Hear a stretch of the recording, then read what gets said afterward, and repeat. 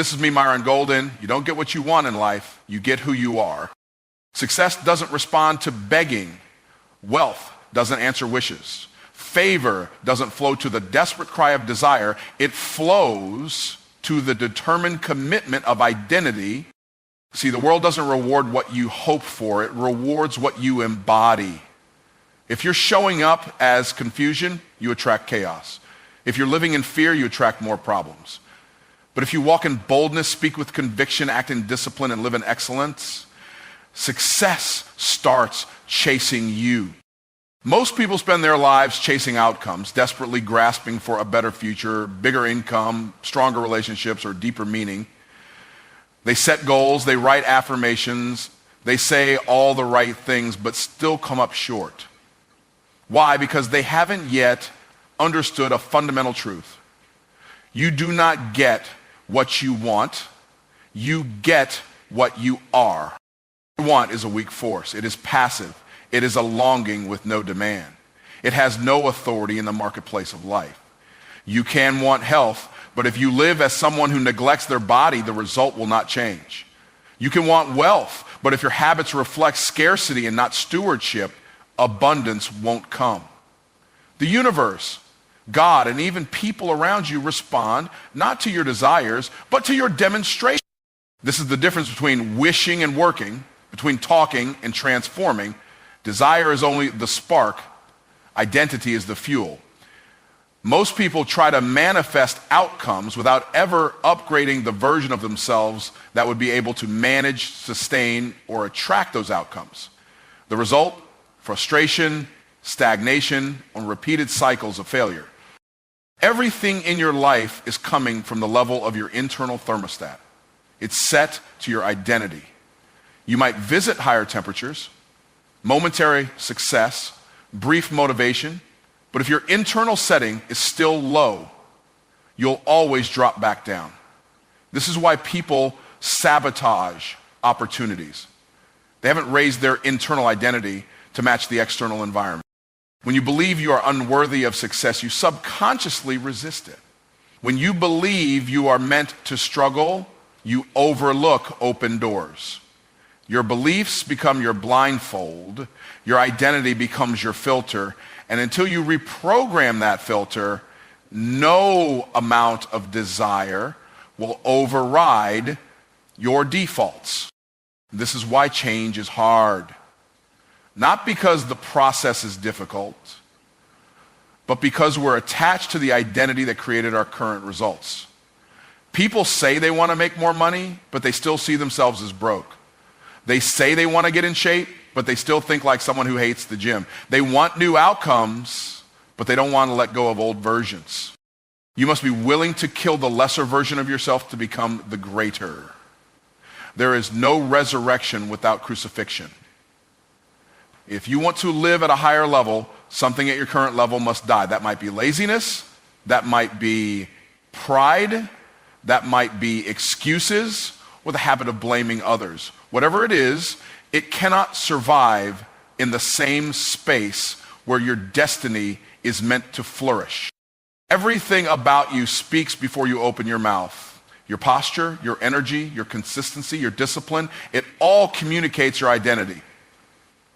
People can feel confidence. They can sense certainty.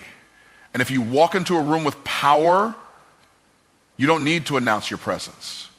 Your identity has already done that for you. The greatest lie is that you need to do more to have more. In reality, you need to become more. Action flows from identity. If you see yourself as a high performer, excellence is natural. If you see yourself as a leader, you take initiative without being asked. But if you still view yourself as average, everything extraordinary will feel unnatural. Your life is shaped more by your subconscious self-perception than by your conscious desires. You can't out-hustle your identity. You can't outwork a belief system that keeps telling you you're not enough. That's why personal development isn't about learning more, it's about unbecoming who you are not, so you can remember who you truly are. And here's the sobering part. Your current life is proof of your current identity. the quality of your relationships, your income level, your physical health. It's all a reflection of what you've believed about yourself and acted upon repeatedly. If you want different fruit, you've got to plant different seeds. And those seeds live in your identity. This is not about faking it until you make it. That's surface level. This is about forming it until you become it. You don't just say, I'm successful. You think, breathe, move, and operate like success is your native language. And the more you do, the more congruent your life becomes with that reality. When you change your identity, you shift what feels normal, and what feels normal determines what you tolerate. Some people tolerate chaos because drama feels familiar. Others tolerate poverty because lack is all they've known. But when you reset your identity to abundance, peace, and purpose, anything that doesn't match becomes uncomfortable. Identity drives behavior. If your identity says, I'm disciplined, waking up early and staying focused isn't a struggle, it's standard. If your identity says, I'm valuable, you attract mutual respect. You attract mutual respect. Your identity sets the tone for what's acceptable and what's possible. Want is emotional. Identity is structural. A house built on desire will collapse under pressure. But a house built on identity, on truth, clarity, and alignment can weather any storm. Most people are trying to build skyscraper success on a sandcastle self-image. That's why it keeps falling apart. The marketplace doesn't pay you for your wishes. It pays you for your worth, and your worth is rooted in who you believe you are. If you don't see yourself as someone who creates value, you won't charge for your services. If you don't see yourself as a solution, you'll stay silent when people need your voice. Changing your identity is not an overnight event. It's a conscious decision followed by consistent repetition. Every day you show up as that new version, your old self gets weaker. Every habit you form, every choice you make in alignment with the person you want to be, it's like carving a new path in your brain, in your spirit, in your results. Your identity is not fixed, it's formed through truth, through discipline, and through vision. The key is not just to envision a better life, but to embody the version of you that can create and sustain it. You don't attract your dreams, you attract what you become. And what you become is entirely up to you. Your outer world is a direct reflection of your inner world. It's not your circumstances that determine your reality. It's the condition of your mind, your spirit, your identity. Life doesn't bend to the words you speak out of habit. It aligns with the truth you hold in your heart. The world mirrors not your potential, but your perception. Everything that happens to you is shaped by what's happening in you. You can have two people walk into the same situation. One sees opportunity, the other sees risk. One sees a chance to grow, the other sees a reason to retreat. The situation didn't change, their mirror did. Their inner world dictated their interpretation, and that interpretation produced a result. What's dangerous is how unaware most people are of their own mirror. They react to life not realizing they're responding to a reflection of themselves. If they carry fear, they see danger. If they carry doubt, they question every open door. If they carry insecurity, they assume rejection before it happens. It's not that the world is against them. It's that they're against themselves, and life is simply echoing it back. The mirror doesn't lie. It doesn't adjust based on what you hope to see. If you don't like what you're seeing in your life, the mirror is not the problem. You can't break the mirror and expect a better reflection. You have to change the image that's being reflected. And that image is your identity, your beliefs, your self-concept. So many people try to fix their lives externally. They change jobs, switch partners, move cities, buy new clothes, post new content. But their mirror stays the same. And soon enough, they find themselves in the same patterns, the same cycles, the same disappointments. They escaped the room, but carried the prison inside them. The mirror principle is inescapable. You can't outperform it. You can't talk your way around it. You attract what confirms your inner image. If you see yourself as overlooked, you unconsciously behave in ways that make you invisible. If you see yourself as unworthy, you sabotage what you desire most. It's not magic. It's alignment. The most dangerous thing you can do is decorate a broken mirror. Dress it up, clean the frame, polish the glass.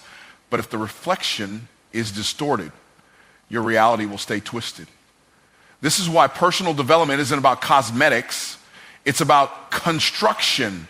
You rebuild your inner world so your outer world has something new to reflect. When you develop confidence on the inside, life starts meeting you with favor. Not because life changed, but because you change. Your energy speaks.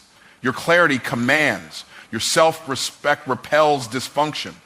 Suddenly, the same situations that once drained you no longer even appeal to you. They no longer match your frequency. People don't realize that your internal world leaks. You can't hide it. You might smile on the outside, but people can feel uncertainty. You might try to appear strong, but if you're crumbling internally, it comes through in your posture, your tone, your decisions. Life reads you through the mirror you carry. If you want a better harvest, you don't blame the soil, you check the seed. The seed is your mindset. The seed is your emotional pattern. The seed is your worldview. The mirror doesn't just reflect what you do, it reflects what you believe. So you don't need new fruit, you need new roots. The mirror principle is also why gratitude is so powerful. Gratitude trains your mind to focus on abundance. And when your mirror is shaped by gratitude, life reflects more of what you appreciate. You begin to see possibilities where others see problems. You develop eyes for favor. You create momentum without forcing it. Likewise, if your mirror is shaped by resentment, fear, or regret, your reality will reflect back more of that energy. You'll keep running into obstacles that feel familiar, not because the world is against you, but because your mirror is magnetized to dysfunction. You've trained your inner lens to expect pain, so life keeps obliging. The shift happens the moment you take ownership of your mirror. That means taking responsibility for how you interpret life, how you talk to yourself, how you react to struggle. It means asking not why is this happening to me, but what is this showing me about my reflection? Every trigger is a teacher. Every setback is a signal. When your inner world is rooted in clarity, purpose, and faith, the mirror becomes a tool, not a trap. You stop being reactive. You stop chasing validation. You stop explaining your worth. Instead, you show up with truth, and the world begins to show you back the same thing. Truth. People treat you based on how you treat yourself. Opportunities respond to the level of belief you carry. Confidence isn't just a vibe, it's an invitation. It tells life, I'm ready. It tells success, you've found a home. And if you don't see it on the outside, it's time to check your mirror. Even your prayers are filtered through your mirror. Some people pray like beggars because they still see themselves as lacking. Others pray with boldness because they know they're aligned with purpose. The language you use with God, with others, and with yourself, it's all shaped by the reflection you carry. The mirror principle also determines how long you hold on to success. Some people get blessed but can't keep it because their inner image still screams, not enough. So they push away what they've been given. They shrink in rooms they were born to lead. They drop the ball because the mirror still shows them as unworthy. Transformation doesn't start with changing your life. It starts with changing how you see, and how you see is determined by what's inside you. The mirror is always honest. You might not like what you see, but you can't fix what you won't face. The moment you face it, though, the moment you choose to rebuild that image, you reclaim your power. When the inner mirror reflects strength, truth, love, and purpose, life begins to rearrange itself to match that frequency. You'll still face storms, but you won't see them as threats. You'll see them as training. You'll still face resistance, but you'll interpret it as refinement, because now the reflection is strong enough to sustain what you're called to carry. People often ask how to rise in life, how to level up, how to reach the next dimension of success, influence, or purpose. They chase new techniques, gather more information, and seek out mentors, hoping for a secret shortcut. But the truth remains timeless and unchanging. You cannot elevate beyond the level of who you are willing to become. Embodiment must come before elevation. You have to become the version of yourself who belongs at the level you desire to operate in. Elevation is not a reward for ambition. It is the byproduct of alignment. You don't get promoted to the next level because you simply want it. You get promoted because you are equipped for it, because your identity, actions, and character are already in agreement with it. Many people want high places but refuse to grow the strength, discipline, and wisdom required to stand in those places without collapsing. The challenge is that people try to perform success before they've become success. They mimic behaviors, quote affirmations, and study the routines of the accomplished, without ever doing the deep internal work of becoming the kind of person who lives in excellence by default. Embodiment means you don't just talk like someone at the next level. You think like them. You decide like them. You carry yourself like them. Your habits expose your identity. You can't fake that. Your daily rhythm, your attitude under pressure, your attention to detail, your willingness to take responsibility, all of these tell the world who you are and what level you're truly operating on. If you want to go higher, you don't need to shout louder, you need to build deeper. Every elevation requires a new embodiment. The person you are now was only built for the current level you're surviving at.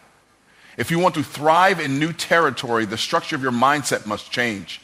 Your standards must rise, your integrity must strengthen, your resilience must be upgraded. You have to outgrow the version of you that's settled for what's comfortable. Silence. People pray for elevation but ignore the preparation. They want the platform but resist the process. They admire the spotlight but refuse the solitude. But embodiment doesn't happen in public, it happens in private. It happens in your daily decisions, in your late night battles, in your early morning discipline. Nobody sees the becoming, but everybody sees the elevation that results from it. You cannot carry old mindsets into new dimensions. Elevation without embodiment creates collapse. That's why some people reach new levels and then self-sabotage. They didn't become the kind of person who can handle that level. Their spirit never caught up with their speed. Their character never caught up with their ambition. And the result is a breakdown masked as burnout. To embody greatness means to become it at the root. It's not enough to imitate confidence. You must internalize worth. It's not enough to mimic boldness. You must develop unshakable faith in your value. Embodiment is about identity transformation, not surface level change. It's about rewriting the inner script that says, I am not enough, and replacing it with the truth that says, I was born for this. No one sustains what they haven't become. You can borrow belief for a season, but eventually the rent comes due. The way you carry yourself when no one is watching, the excellence you operate in when it's not required, the way you handle small things. These are the signs that embodiment is happening. Elevation, it doesn't choose favorites. It chooses the ready. Readiness is not about perfection. It's about alignment. You might not know everything, but you are becoming someone who learns quickly. You may not have all the resources, but you are being resourceful. You may not have the audience yet, but you are preparing your message, strengthening your voice, and acting like someone who already has impact. Most people want to feel successful before they act successfully, but embodiment flips that equation. You act successful long before you feel it. You don't wait to feel confident to move. You move until confidence catches up. The emotional reward follows the behavioral pattern. You don't wait to be inspired. You move as inspiration. Every level has a language. Every level has a posture. Every level has a culture. If you want to be accepted at the next level, you must embody its atmosphere. You must carry its discipline, its clarity, its humility. You must carry the habits of elevation long before the world gives you permission to rise. That's how favor finds you. When you already look like you belong in the place you haven't even entered yet. There's a reason some doors won't open. It's not that they're locked. It's that you haven't yet become the person with the right key. The key is not external. It's who you are. When you embody the identity that aligns with that opportunity, the door recognizes you. It opens because it was always coded for the real version of you, not the current one you're pretending with. To embody something is to integrate it so deeply that it becomes second nature. You don't have to remind yourself to be it. You are it. You don't need to psych yourself up. You walk in it effortlessly. This is why elevation feels sudden to outsiders, but never to the person who's been preparing privately. They've already been living there in spirit, in mindset, and in action. The future you desire will always demand a greater version of you. Not a fake version, not a hyped up image, but a fully integrated, transformed, disciplined, and responsible version of yourself. Embodiment is not about trying harder. It's about becoming clearer. It's not about forcing success. It's about aligning with the truth that already lives inside you. You are either becoming the kind of person who elevates consistently, or you're recycling the same version of yourself and wondering why life feels stagnant. Embodiment is the exit out of cycles. It's the decision to grow roots that match your dreams. When you root yourself in the standards of your future, the soil of your present starts working in your favor. Elevation without foundation is dangerous. But elevation with embodiment is sustainable. It's peaceful. It's powerful. Because you're no longer striving, you're expressing what you've already become. You're not trying to rise, you're simply walking in the direction that your identity has already chosen. Alignment is not just a matter of productivity, strategy, or mindset. It is spiritual. It is biblical. And if you are out of alignment with divine principles, it doesn't matter how much effort you apply, the results will always fall short of your potential. True success, lasting transformation, and meaningful elevation only happen when your life is aligned with God's order, God's timing, and God's truth. In the beginning, everything was formed through order. God created the heavens and the earth by sequence. First light, then separation of land and sea, then vegetation, then animals, and finally mankind. Even creation teaches us that disorder precedes darkness, and alignment brings illumination. You cannot walk in divine power while living in human disorder. Many people want God to bless a version of their life that he never authored. They pursue success by culture's blueprint and wonder why their results don't bring peace. They chase after money, titles, and influence, but they ignore the divine laws that govern overflow. Alignment is not about asking God to join your plans. It's about bringing your plans under his authority. God does not bless confusion. He blesses covenant. Covenant requires structure. It requires submission. It requires obedience. You cannot live in rebellion and expect the favor reserved for the righteous. You might achieve results in the world's eyes, but inside your soul will feel bankrupt. Peace is not the absence of problems. It is the presence of alignment. Biblical alignment means that your identity, actions, words, and decisions are all rooted in who God says you are, not in the shifting opinions of people or the temporary pleasures of the world. You are not called to conform, you are called to be transformed. And transformation only comes when your heart, mind, and spirit submit to truth. You can't walk in power if you're walking in compromise. The anointing is not for sale. Authority comes from surrender. Alignment starts with intimacy, time in the Word, time in prayer, time in silence, time in worship. You don't get aligned by accident, you get aligned by prioritizing the presence of the one who defines your purpose.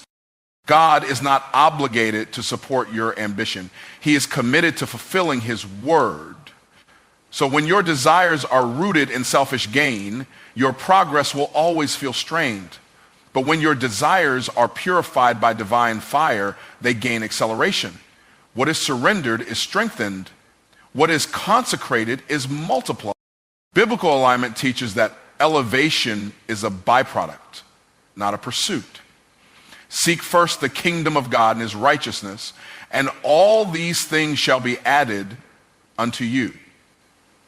This is not poetic advice, it is a formula. Seek the kingdom first, not second, not when it's convenient, first. And alignment flows from that priority. Disobedience delays destiny. Partial obedience is still rebellion. You don't get to rewrite the commands of God to fit your comfort. Alignment demands sacrifice. It demands that you let go of what you want in order to embrace what he wills. And when you do, the release becomes the reward. You discover that his plan was better all along. Many people are talented, but talent without alignment leads to turmoil. You can preach, teach, build, sing, or lead, but if your life isn't in divine order, the fruit will eventually rot.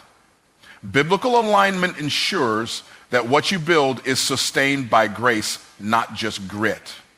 You're not striving for outcomes, you're resting in obedience. Even Jesus modeled alignment.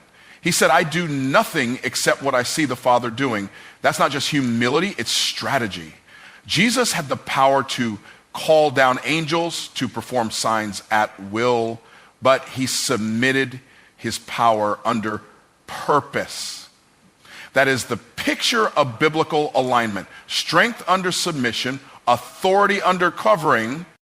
Alignment is the reason some people see supernatural acceleration while others struggle endlessly. When God knows he can trust you to stay aligned with his will, he doesn't hesitate to open doors. He doesn't delay your development. He promotes those who won't compromise his character for personal gain. Favor follows faithfulness. The reason many people feel stuck is not because they lack opportunity, it's because they've wandered outside of alignment. The wrong relationship, the wrong environment, the wrong motive. It all adds friction to the flow of favor. But when you repent, return, and realign, grace comes rushing in like a flood. God redeems the time when you return to truth. Biblical alignment does not mean you won't face adversity. It means that adversity can't destroy you. Alignment anchors you. It gives you stability when life shakes. It gives you clarity when others are confused. It gives you boldness when fear is trying to rule. Because when you're in alignment, you're standing on a word that cannot fail. The word of God is the blueprint. It is not just inspirational, it is instructional. You don't follow it to impress others, you follow it to access power. When your business is aligned with biblical integrity, you don't need to manipulate to win. When your relationships are aligned with covenant, you don't have to fear betrayal. Alignment brings protection.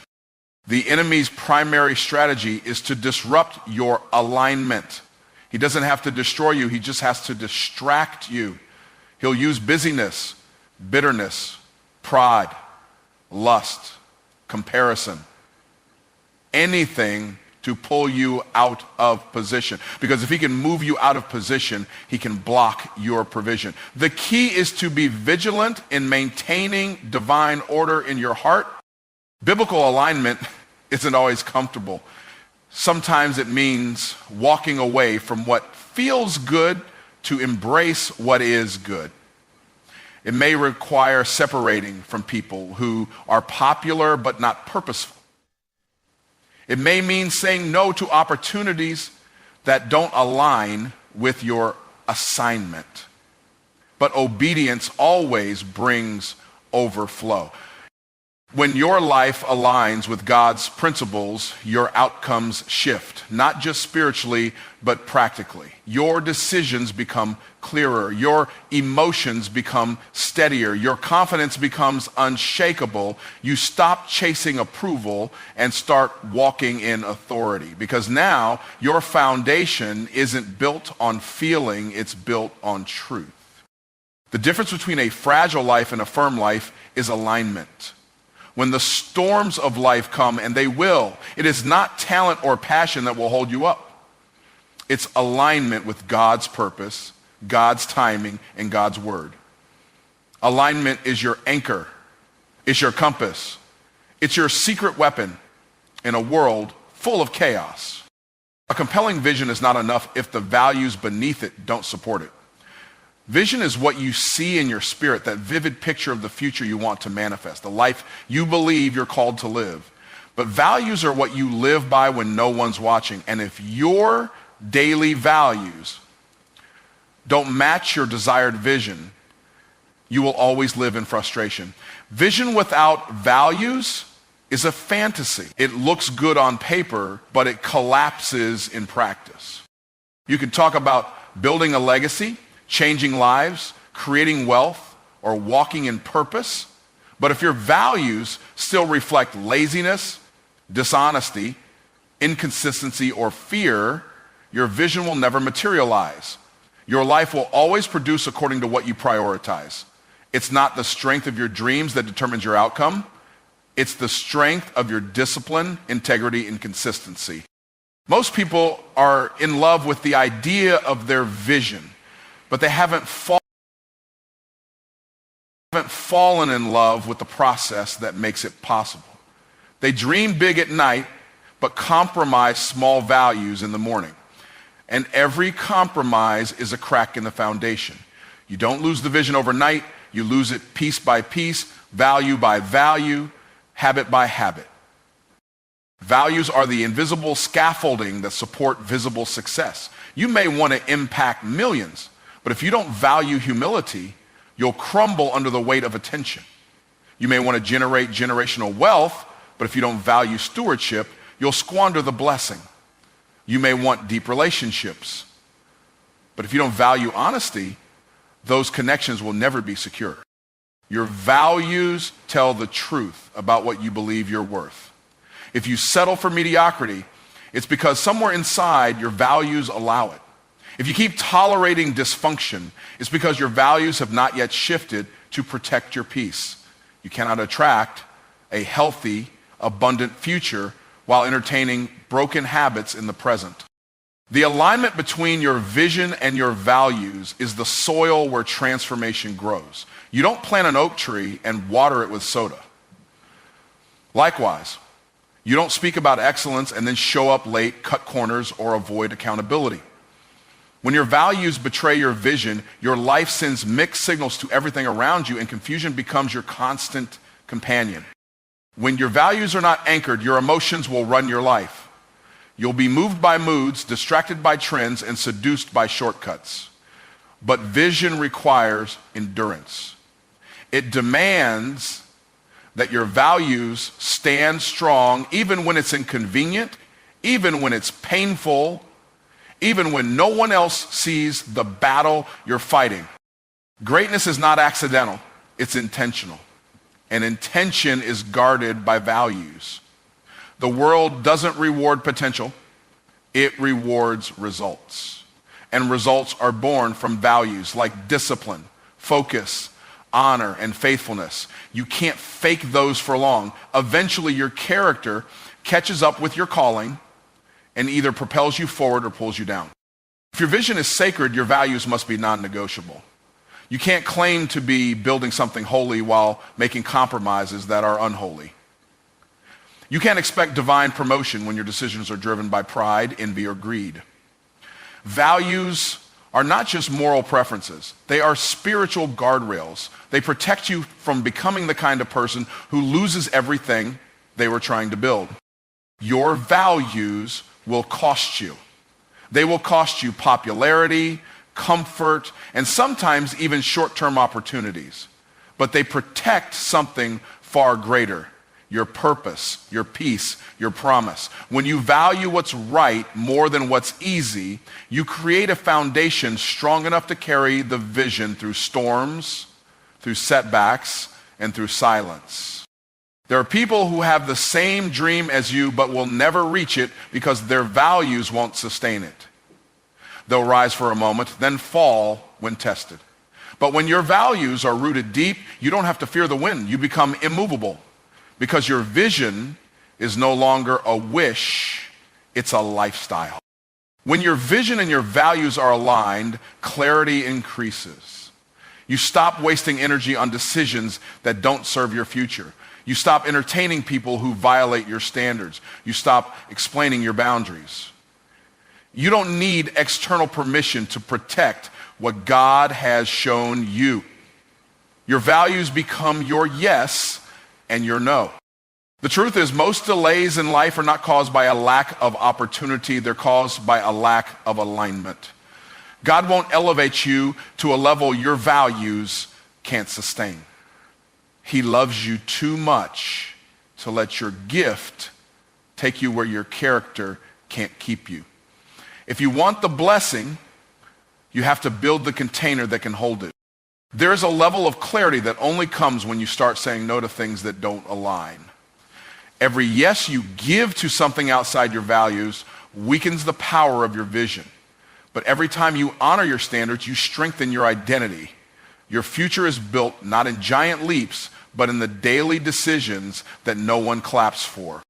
Values make you trustworthy to others, to yourself, and to God. They signal that you are a good steward, someone who won't trade your calling for comfort. That kind of person is dangerous to mediocrity, a threat to average, and a magnet for divine favor. Because God doesn't just bless talent, He blesses trustworthiness. When your values match your vision, you become congruent. Your energy is no longer divided. Your actions are no longer conflicted.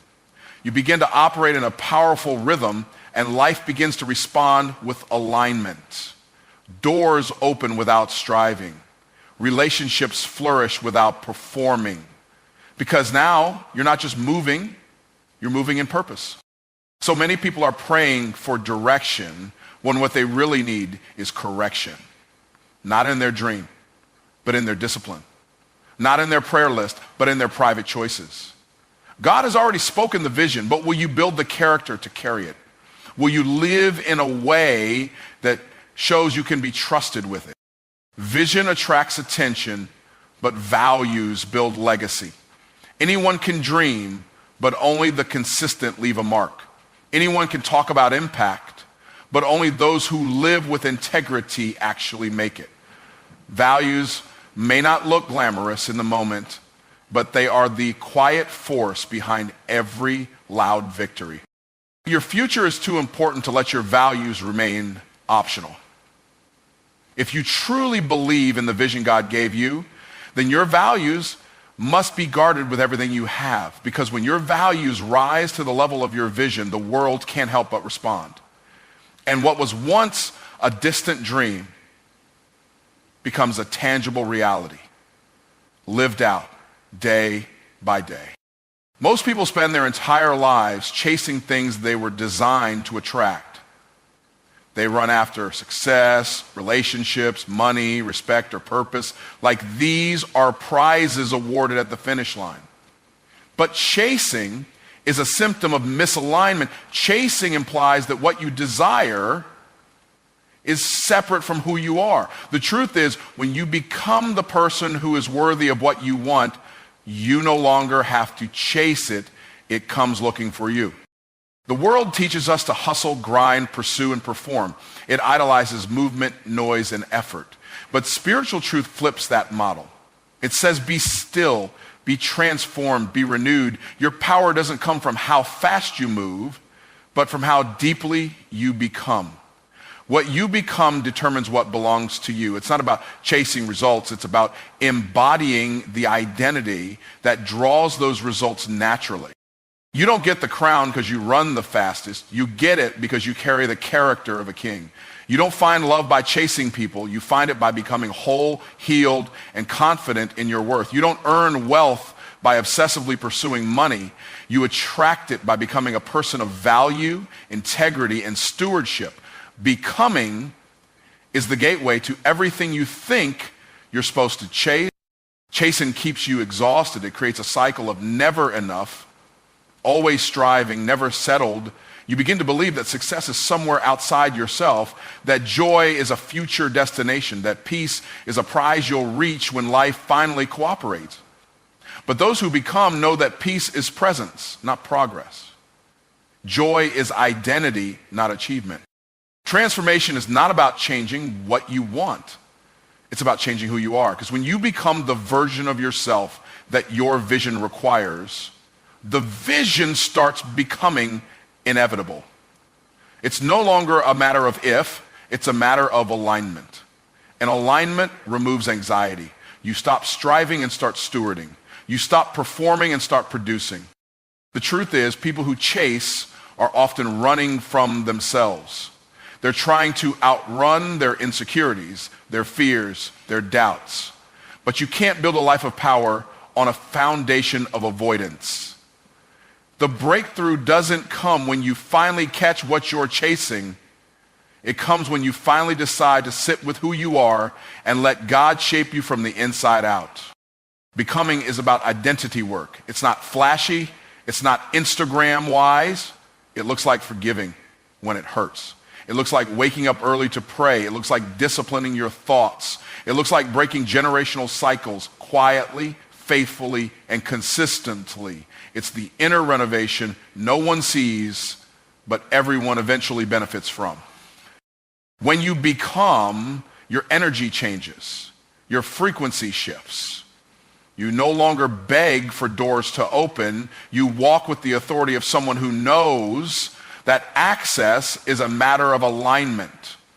You don't manipulate people to stay. You bless them if they go. You stop trying to fit into rooms that weren't built for your future, because becoming gives you clarity, and clarity is freedom. Chasing is an orphan spirit. It's rooted in scarcity, fear, and desperation. It's the mindset that says, if I don't chase it, I'll never have it. But becoming is the spirit of sonship. It's rooted in trust, abundance, and identity. It knows if I become who I was created to be, everything I need will be drawn to me in the right time and in the right way. There's a reason God is more interested in your heart than your hustle. Your hustle might get you recognition, but only your heart can sustain your results. When your character grows faster than your platform becomes a tool. But when your platform grows faster than your character, it becomes a trap. Becoming ensures that what you receive won't ruin you. You can't microwave transformation. You can fake progress. You can mimic confidence. But eventually, life will test who you really are. And when that test comes, it won't be your charm or your hustle that saves you. It will be your roots. Becoming means developing deep roots. It means knowing your values, standing on truth, and being unwavering even when storms come. Every level of destiny requires a new level of identity. You can't enter the next chapter of your calling with the same mindset that kept you surviving the last one. God doesn't promote potential, he promotes preparation. Becoming is the preparation. It's not glamorous, but it is glorious. It is the sacred work that happens in silence. When you stop chasing and start becoming, you also stop comparing. Because now, your focus is inward. You're no longer measuring your life by someone else's timeline. You're no longer asking why they got there before you. You understand that your journey is your training ground. And every delay is not denial, it's development. The most dangerous thing you can do is chase something you're not prepared to handle. Chasing can lead you into environments that flatter your ego, but fracture your soul. It can connect you with people who admire your gift but don't respect your boundaries. But when you become, your discernment sharpens. You don't just look at what's appealing. You ask, is this aligned with who I am and who I'm becoming? The difference between chasing and becoming is sustainability. Chasers burn out. They wear themselves thin trying to maintain an image or a pace that doesn't match their grace. But those who become walk in rhythm. They understand seasons. They honor rest. They know that everything doesn't have to happen at once because their identity isn't attached to outcomes. It's grounded in essence. Becoming also changes how you pray. You stop asking God to drop blessings from the sky. You start asking him to build you into the kind of person who can carry the blessing. You stop begging for breakthroughs and start preparing for them. Your prayer shifts from God, give it to me, to God, grow me for it. That is the prayer of a mature heart. When you chase, you live in performance. When you become, you live in authenticity. There's nothing to prove, nothing to impress, and nothing to force. Your presence becomes powerful because it's honest. And honesty is magnetic. People are drawn not just to what you do, but to who you are. And that's the power of becoming.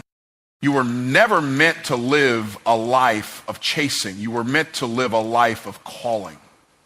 And calling doesn't run from you. It waits for you to rise into it. It waits for you to mature into the person who doesn't just dream, but manifests. Who doesn't just talk, but embodies.